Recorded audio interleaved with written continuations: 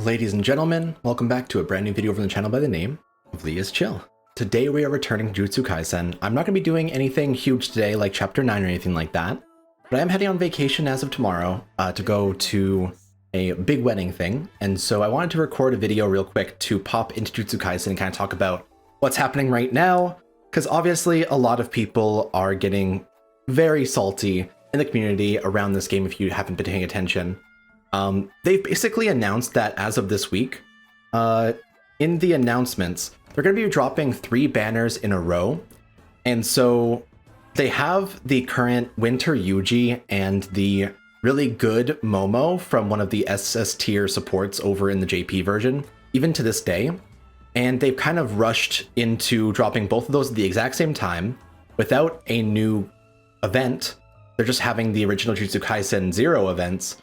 And they dropped the new game mode in Illusory Tower, which seems to be just like a big thing where you just climb over and over. And it does reset as far as I remember. Be updated daily. No, there should be an actual thing inside here. I have to beat chapter 9 anyway to be able to play it. And so I'm not going to be able to show it off today regardless. But they're also dropping Hollow Purple Gojo at the end of this week as well. And so it seems like they're just kind of rushing out every single banner that they can that has been in the JP version to catch up fully and then start dropping events pretty much simultaneously or with like a month or 2 delay. It honestly, from my perspective, does look like they are rushing to an end of service. It is really scary to see games just kind of rush through a shit ton of banners like this.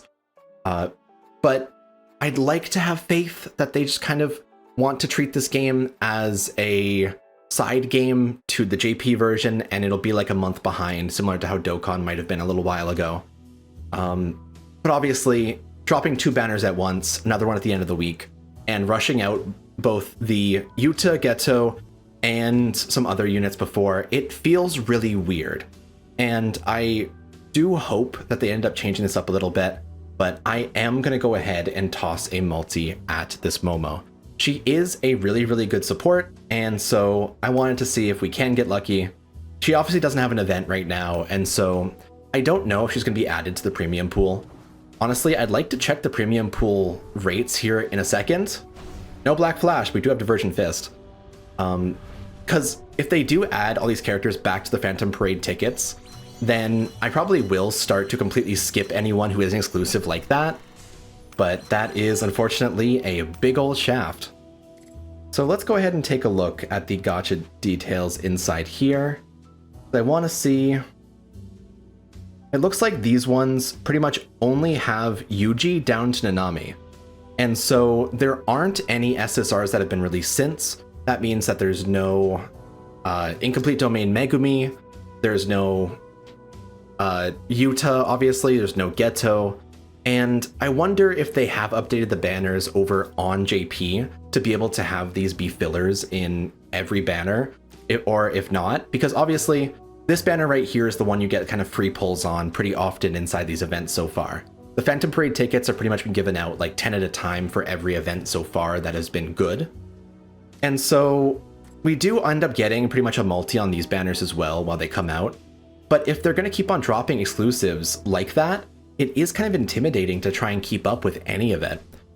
Honestly, I am going to wait this out. I'm not going to go super hard for Momo. Even though I don't have any crazy supports, I think it's better for me, personally, to wait until Hollow Gojo, get a green attacker, and then have an attacker of every typing.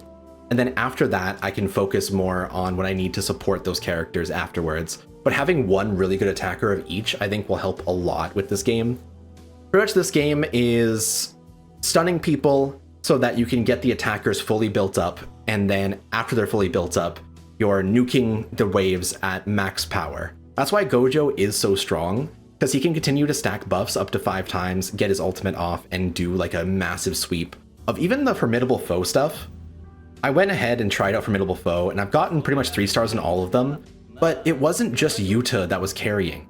Gojo was able to get the Omni buffs over and over, and it just crushes people. So I want to pay attention to this game. I think that it has a lot of potential still, but obviously a lot of people in the community are right now kind of upset, and I want to discuss it myself because I've seen a lot of these games so far. And often it really does depend if they add the characters that are dropping right now into the original featured pool. And if they aren't going to do that whatsoever, rushing these banners is completely nonsensical because they're going to have to do reruns in the future. Otherwise, it's just going to continue to fill up the weird ass premium pool here. And obviously, even on these Momo banners, if we take a look at the, not that one, the probabilities here, it pretty much just has all of the SSRs that existed in the original banner, but it also has like Noritoshi Kamo's SSR. It has, is that pretty much it? Oh, it has Aoi Todo's SSR. And that's pretty much it. That's aside from the main banner. So it just has 2 extra second years from other supposed other pools. And it really is disappointing to see it kind of go like this. This one right here doesn't have any characters that weren't inside the original pool of the Phantom Parade. And so very weird, very, very weird stuff. But I'm probably going to be going at least 2 multis into the Hollow Green or Hollow Purple banner for the Green Gojo, because he is going to be a great member of the account. If I don't end up getting him, it is likely I'm going to save the rest for when they drop Toji. I don't care what typing he is, I want him. But that's kind of where JJK is at right now. Let's just go ahead. I didn't really have an event I wanted to do. Obviously chapter... Oh, I don't have enough of the domain chances. Okay, that sucks. I guess we can just do a little bit of account review, because I actually have gotten a couple of improvements here. So over the last couple of days, I did one more multi on Yuta, just to see if I could get lucky, because I was kind of busy with other stuff and it felt like a thing that I wanted to do. And I didn't get a copy of him. I ended up giving him an SSR recollection that you can get for free every 27 days from the domain investigation. I bought the SSR fragment and gave it immediately to Yuta on here, because I want him at +2. But he is doing a lot better. I also gave him, as the Illusory Tower dropped, they also dropped a Limit Break Phantom Seal stamp thing. And so this right here, I already used it to boost Yuta by an extra 10 levels. I think that it'll help with him being able to pretty much one-shot most of the people he needs to target. I'm also kind of focusing his ultimate right now to get it up to +10. I know that you probably should be focusing on like stuns and stuff like that, or enhancements that are going to matter a lot. But I've kind of been splitting resources between getting these 2 at the bottom here buffed up on Kaito and Yuta and kind of keeping them pretty even, because they're kind of feeding into one another, being the best supports for one another, at least until they drop another Cursed Technique / Cursed Energy replenisher like that. You also see Yuta's little icon gains an extra little stamp on it, right on his top left little thing as you give him a limit break, so that's kind of cool.